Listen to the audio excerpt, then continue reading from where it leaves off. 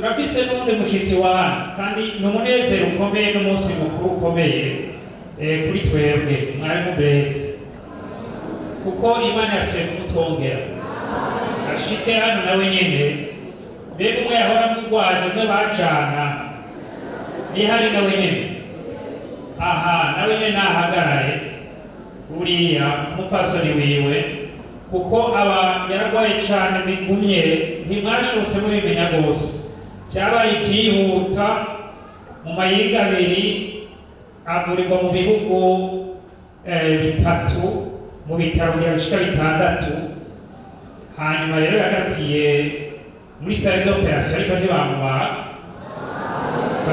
baramuha ivyo babaga barabimira rero jewe sinorugenda bivuga niyo bovyivugira mbere bamwe bagira bati twabonye ari mw'isanduku abandi bati twabonye ari muri ibi vyabaye vyinshi cane murabona berekwaga ko berekwa vyinshi hanyuma rero ariko turatumenya ko ubuhanuzi bwemerwa bushitse Yesu ashimwe none rero turaneze gusubira kumubona none rero abashitsi bacu reka tubanze tuhe kaze uyu nyene yabaserukiye aramutse ishengero mu izina ry'abashitsi bose.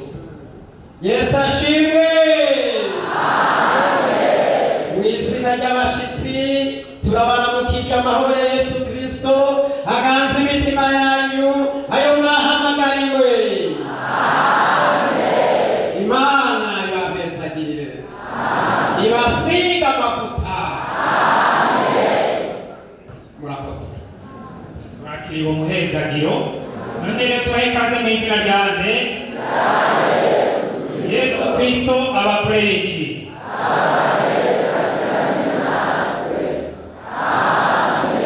mwese Imana ibahezagire kandi uyu munsi turaduhindura gatoya ko numvise ko ari umunsi mukuru ugerekanije n'umunezero wundi reka duhindure gatoya reka duhe ikaze mwana ubeze nyene aca tureba iyo yahora aca dusoma n'ijambo riturongora mu gusenga.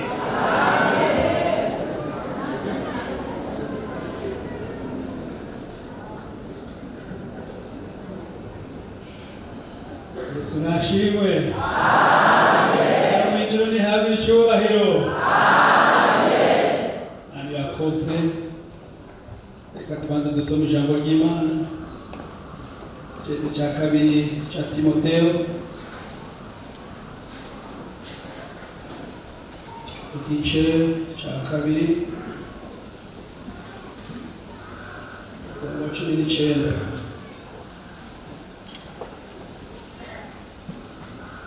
amajana 242 Bibiliya za kera igice cya kabiri umurongo 19 wonyine ndasoma mu izina rya Yesu. Ariko itanguriro ry'Imana iryo kubaka ko bigize gute? Amina. N'andi majambo ari hasi maze iminsi nigishwa kuri iri tanguriro cy'abantu bubaka ko canke iby'abantu bubaka ni byinshi ariko mfise iri jambo muhemu yarashishikaye ashira mu mutima muri jewe itanguriro ryo kubaka ko riracakomeye. Bantu bubaka mu butunzi bigahera, bantu bubaka kuri iyi si bigaheruka, ariko hariho itanguriro rigaheruka ni Kristo Yesu riracariho kandi abaryubaka ko uhoraho hasi. Ndashimiye Imana yo mw'ijuru jewe nivuye kw'ishuri nujya mukendezi tuvanye kw'ishuri bwo bwa mbere twigana Mana yatubarira ati gira n'abajane kw'ishuri muri babiri mwigane mugabo acagira ubwoba ati ishuri umukozi w'Imana yiga bakaba barinjanye mu mbega nzohava amahoro. Tuvanye rero kw'ishuri mwarakoze kuturihira minervare mwarakoze kuturihira byose twagarutse amahoro. Muri majambo make kubw'ijambo ry'Imana jewe nafashwe kera ndaza ndasaba umurongozi wanje hano ndagusabye unyemereze ndakora igice cy'umunsi. Narasha munda mu bintu ntarabona, aranyemerera n'icyo gice cy'umunsi ampaye kirananira. Naza ngatonda isaha imwe nkaca nja kuryama, natonda iminota 30 bikanga ngaja kuryama, gushika aho bisendwa birananira ndinjira mu bitaro. Niho namenyere ko ntawe kwiga. Hanyuma ninjiye mu bitaro baramvura, abaganga baramparira ko yuko bambaga nuko batambaga kuva hari Bujumbura muri service kamara y'iminsi 5. Biranka ndarindira ko Dr. Celestin azoza kunsinziriza mu ryame, biranka ntabwo ndamwinginga arabigere mu bikora kuko ndapfuye. Rumva ko iminsi yose namara mu bitaro naguma ni muri serumu. Iyo serumu wayikuyemo uburibwe umengo nimbabura mu nda. Message ziraza ati yari uburozi, kandi nivyo none ushusha mu nda wo kubiki. Mugabo rero hari ahantu twubakiye kwijambo. Hanyuma biranka byanse nta n'ugusezera, numva muhema mbwira aho nari njyanye ati icyo uza kuvuga cyose ndakigukorera. Chambwira umudamu tubunyene tugende muri wa Faisal. Byanse umudokiteri yanseze yambwira ati ndababaye ko ntakubatse ariko genda ntabwo. None gabwana iryo buye riba mu muntu mudakurayo namwebwe nyene mushakike aha none kurayo. Ati ndabyanse ntagenda gukuramo. Nshadahaguruka sinamenye n'itike y'indege yapfa. Namubwira ati madame itegure nta no twasezeye. Kandi aho rero nta n'amafaranga nifitiye. Harabigera Imana ishobora kumvura ku miliyoni 15 ntayo bivyanditse. Yeba umuntu arazinjye imbere y'Imana. Ndabwira ati tegura, ati none itike y'indege twategura gusa tugende, sinamenye itike y'indege ivuye ngabo turagiye no muri wa Faisal. Rwa Faisal nshitseyo naho nyine bashika navuye mu ndege nyinjira mu bitaro kuko sinashobora kuresista. Banjanye ahantu mu hotel ndahamara ijoro rimwe bica biranga rwose ncanijwe mu bitaro. Baragerageza iminsi 5 birabananije. Tinone umuriro udahera ushaka kugirika ati nanje icyo buye ntabwo nkurikirana nta nicyo mbaga kandi nta nicyo nagufasha yewe ni ubishoboye abahandi wogenda biranka. Mugabo niko ndagenda kama faranga mfise tubise n'amadolari amajana nkavuga nti ariko abantu bari hamwe none ngenda mu bitaro bya wa Faisal atari urufaranga mfise ariko Imana ni nziza ifise amafaranga hose. Burya nari zingene yabwiye Petero tugenda mu mazi sinzi ko mu mazi habayo mamera. Niko ndagenda mu nzira turi mu ndege tugira turi ndege mpura n'umuntu uwo muntu kandi ari ngaha Imana yari yamuteguye. Naho ubona tugendana n'utwuko nyene muba dufise kwizera niyo mahera yose. Uwo muntu aradukurikirana nuko Kristo ngaha kandi ari ngaha nyene ariko arabona nuko kitira ko tubavuga. Aradukurikirana bati naho ugiye mu bitaro arankurikirana mu bitaro aranje arankurikirana hanyuma dushitse ndi mu bitaro ni muri urgence aravuga ati je numva umutima ngwiye kubaheza nyirakwe kube ntamenye ko ari Imana yamufashe mbiri nawe nyene. Yadukunda ni mwene data dukorana ibikorwa by'Imana. Ico gihembo nadusigiye $1000 acha tusiga alisha n'amafagitire amwe mpigeza kuvurirwamo. Ati nta kindi nogenda nishe kugira ngo dutandukane nahinga nta kindi nogenda. Kandi ayo mafaranga niyo nyene yaciye atuvuza. Uwo muntu arakamangana nifate urugendo aragenda umuntu w'Imana natwe tukumaho. Ati none naho mvuga ko tuja muri Kenya amahera yateka yakoze bijya n'ibindi babikora ku muntu. Nzabona rero ngo nitike y'indege isanze kandi hari nyene bigara tubunye nejo nimufate indege mugende ndi mu bageze aho mu Rwanda bavuga ko bandera morphine. Batamanya morphine y'abapfuye Imana yacu. Kuko bari bwanse kumekura. Itike y'indege zanumva ngo yamanutse ngo yakorotse kweco ni mugende Nairobi. None Nairobi dushikira kwande nindaza kubana natwe bigenda gute nari bisumunge inshuti yanje mu muryango ataba ni mwagenda musanga umuntu kurindira ku kibuga c'indege tuca turahaguruka dushitse ku c'indege, ndahasanga imodoka nziza, ndahasanga umusore mwiza ndindiriye, ndahasanga byose bindindiriye. Ati kandi n'ibitaro namaze kubiguronderera, ibitaro bitwa Mpisha, uca winjiramo. Banguye mu ndege banyinjiza mu bitaro, ninjirayo.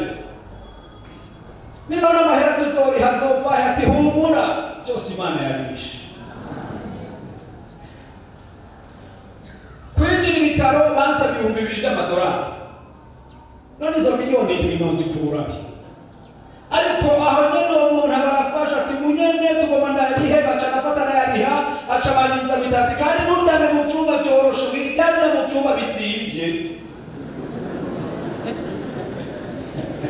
None kw'ishure rya databuja reka sikurise ntahangwa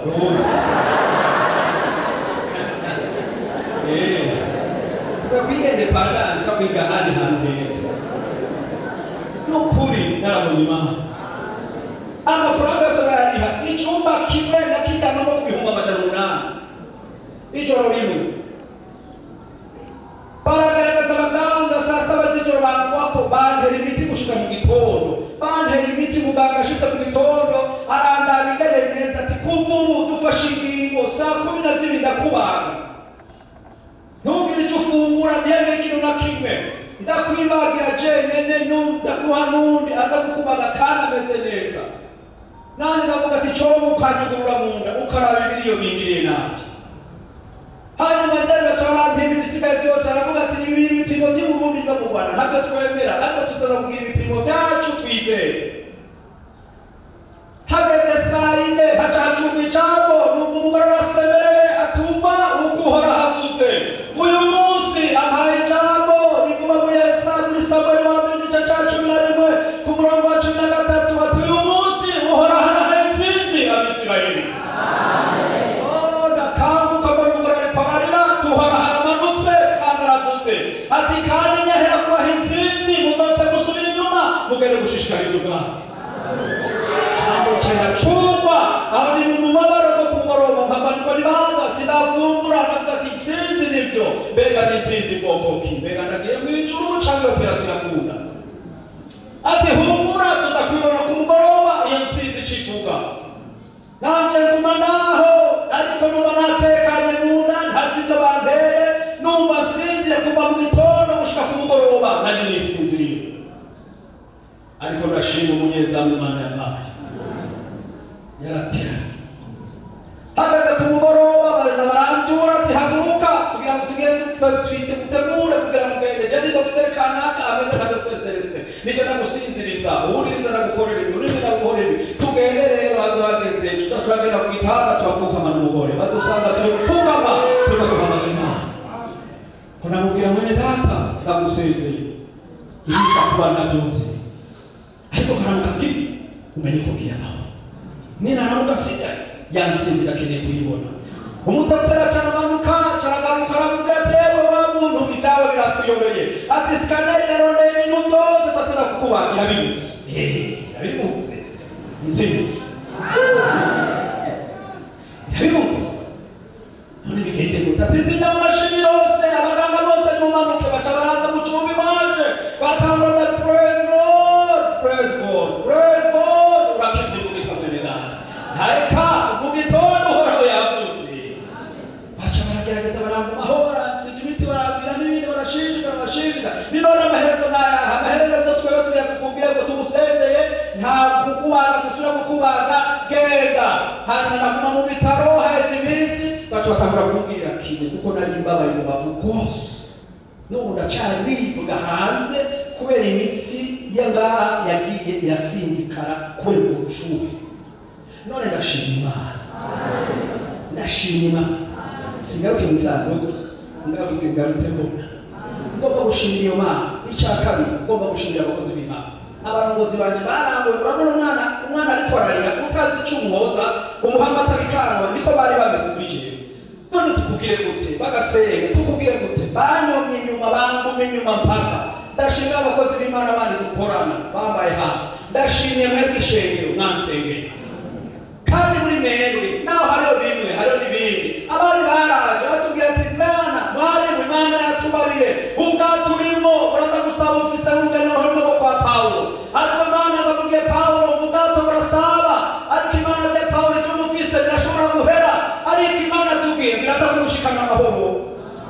abo bari muri wewe none nashitse amahoro. Ndashima Imana ku masengesho y'abera abadushigikiye mu buryo ababanye natwe bemeye kutuba hafi mu masengesho no muri vyose. None aha mpagaze navuze Mana rigashengero nzobikorera rigashengero nzobikunda rirambuga bwabo ndetse narikaniriza none urabimenye rirambuga nizorikorera kandi nzogukorera gushika iminsi yanjye sigaje kuba. Mana rero ibura muri muri rumeze nk'agahenome mu nda yanje birabungitsa urakamandana nabize gushabagana batatu bose bakuranwa ko bakumbaga bikana. Mana ashatse kugira ngo iheshe ishure narindimo ndarutsa amahoro ndarutsa amahoro ramye ko nozushandoga certificate n'umugore tuyongere hamwe twayose rero tugiye kwigisha Imana nyibahezagire. Mana urakoze urazura